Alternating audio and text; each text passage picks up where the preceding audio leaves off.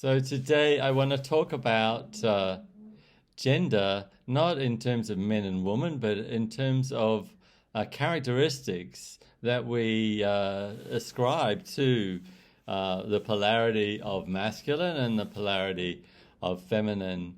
Um, Certainly, Western world culture around masculinity, the masculine principle. I don't want to call it masculinity. That's too restricted, but the masculine principle is control and fix in a broad brush. While the feminine principle is in some ways harder to define because it is more fluid, it is more communal. Obviously, it's more emotional, it's more caring, nurturing. Um, and so that isn't to say that women should be developing these certain qualities and men should be developing these sort of qualities.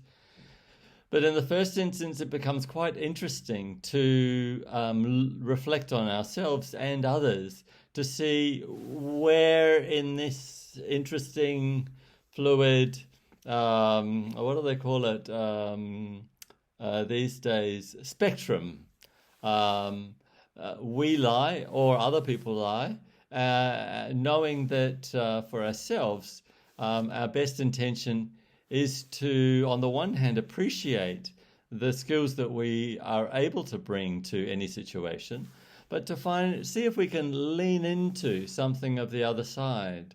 And that is always challenging because we have a culture that is extremely binary in its gender orientation.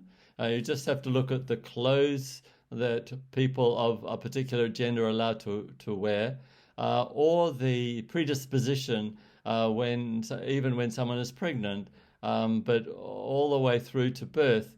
The most important question appears to be, what is their gender? And so we know that before we even consider this issue, we can look at the cultural narrative that is happening before we address our personal psychology. So I hope that's given you something to think about. Bye now.